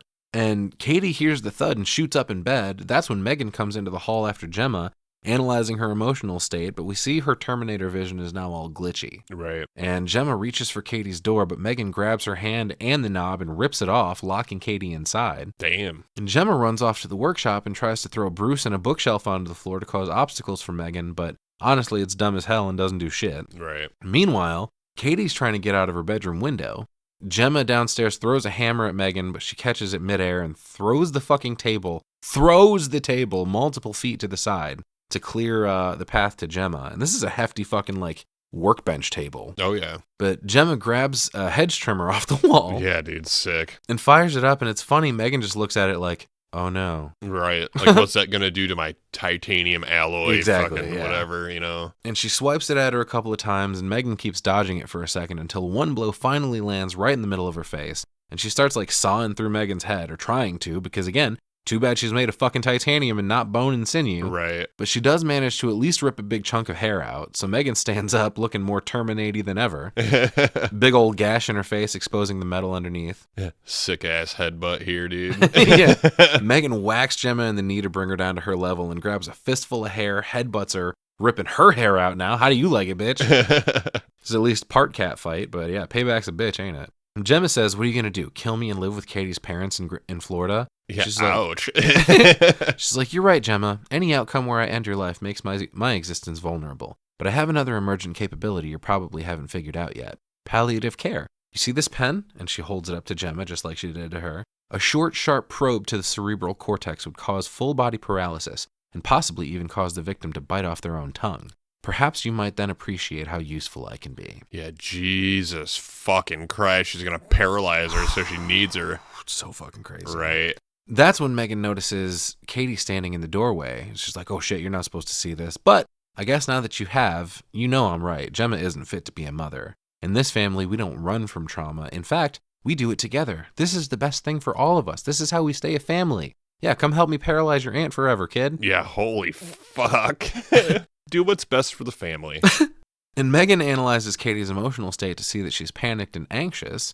Like, she's always 12 steps ahead. And speaking of ahead, it's pretty gross when M3GAN's eyebrows are raising up and down. And you see the fake skin moving against the metal. Right. Pretty weird. Cool. But we go back to the emotion analyzation, and Katie manages to calm herself down enough to gain M3GAN's trust somehow. It's fucking amazing, actually. Right. Katie steps up and says, oh, hey, there's another member of the family we didn't tell you about. His name is Bruce. Bruce. Fuck yeah. Katie fires up the gloves, and Bruce stands up, towering over M3GAN. And she walks him over to her and grabs her by the throat and hoists her up in the air. He holds her up for a second, and she kicks the ever-loving fuck out of his face. But by God, he gets in a chokeslam here. Damn his soul to hell. Why, Bruce? I want to know why. Chokeslam through the table. By God.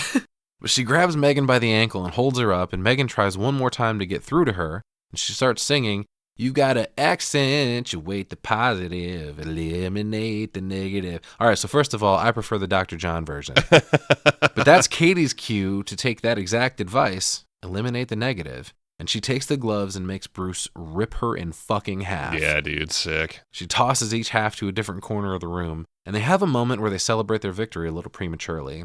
But then M3GAN's top half starts crawling toward Katie. Dun dun dun dun dun.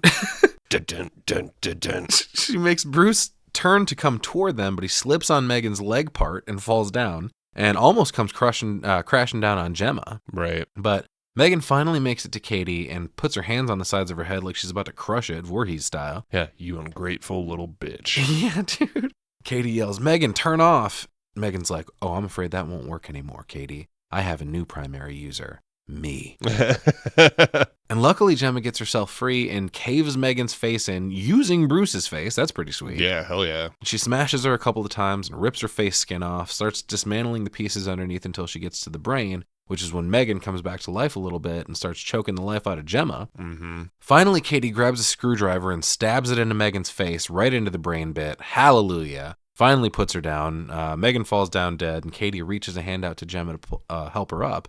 And they open the front door, and a bunch of cops are pulling down the street. And I was thinking at first, holy shit, how did they even know to come? Right. But it turns out Tess and Cole get out of a couple of the cars, so thank God they were there. Right. And we get an interesting shot back inside on Gemma's AI assistant, Elsie, who fires up on her own and turns to survey the aftermath.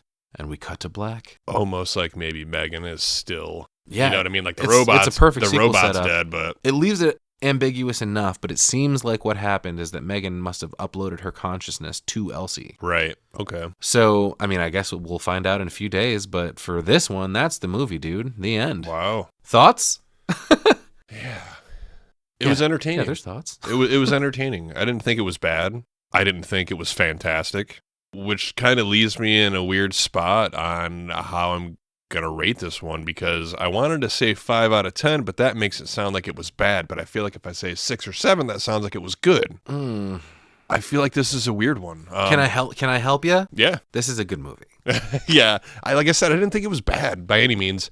A couple things were kind of goofy. Overall, it was fun. I was entertained. Mm-hmm. Like you said, maybe a bit on the long side, but nothing was dragging. There's a lot that happens in this hour and there's a lot 40 unfolding minutes. in the runtime. Yeah, right. For sure. I'm just gonna say that I liked it. Okay. No rating? You refuse to give a rating on this one? Just like Katie refuses to eat her food, just like M3GAN refuses to turn off, you're going to refuse to give a Cinebites rating? I guess I want to give an overall rating when I see where the second movie goes. Oh, you can't do that. You got to judge it on its own merits, man. Yeah, I want to know where they're going, because personally, I don't think that I want another hour and a half, 2 hours of this. I think this might have been fine on its own. So I kind of feel like it might end up being really good, because first of all, I think this movie is really good, and the marketing for the sequel, which is just going to be a few days until it comes out, makes it look like they're kind of taking an approach like Smile did. Smile to Smile 2 are very different tones and very different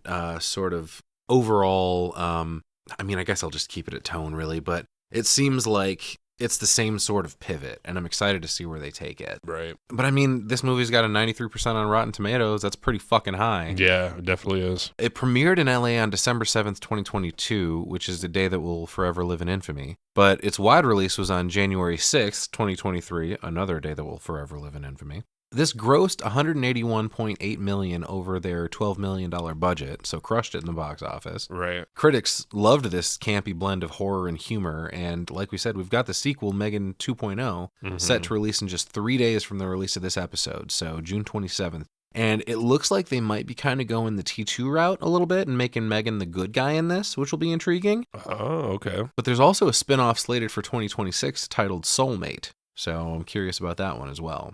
But overall, I thought this was really great, man. It's engaging from the jump. Pacing is lightning quick. There's a lot of subtext on tech and the dangers therein, not only with allowing it to become too powerful, but also the downfalls of allowing it to come between you and the relationships you should be forging with other humans.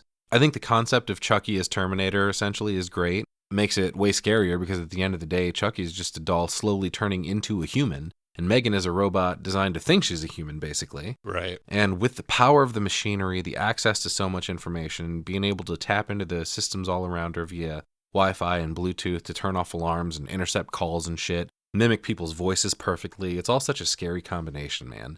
She seems literally unstoppable, and all packaged into a cute little girl package that makes it so she's a bit more unassuming. Like, it takes a lot to convince people she's a threat, and even when she's right in front of them, literally threatening, they're still questioning it until it's too late. Right. Cinematography and score in this, both top-notch. The set design is awesome. The doll design is awesome. There's also a lot covered in this regarding trauma and grief and personal relationships that's really interesting. Right. I really enjoyed this all the way around. I also had a thought that it would have been a cool idea for a sequel set up for the company files that Kurt stole, having something to do with someone else getting a hold of him and unwittingly making all the same mistakes, which Right. may be the case. Looked from the trailer like there's another killer robot, and they're kind of doing the T2 thing where M3GAN has to be brought back to be the good guy, stopping this other asshole. But I mean, that could just lead to the same situation at the end of the day with M3GAN as well, so we're just going to have to wait and see. Personally, I gave this one 9 out of 10 stretchy ears.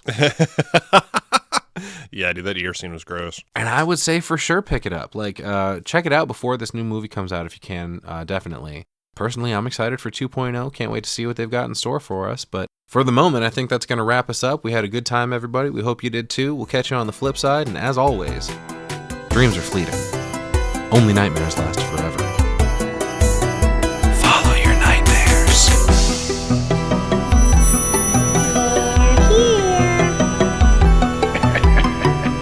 Boy. Kill her, Mommy. Kill her. I bid you welcome.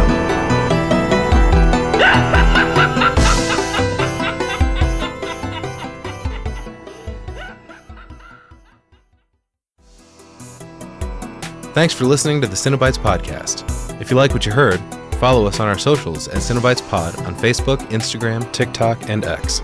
Don't forget to like, subscribe, rate, and review. It really goes a long way in helping us reach more listeners. You can stream the Cinebytes on Spotify, Apple Podcasts, Amazon Music, iHeartRadio, and many more popular streaming platforms and YouTube. Questions or comments? Suggestions for future episodes? Contact us at cinebytespod@gmail.com. If you'd like to support the show and help us make it a better product for you, subscribe at cinebytespod.buzzsprout.com. Until next time, keep following those nightmares.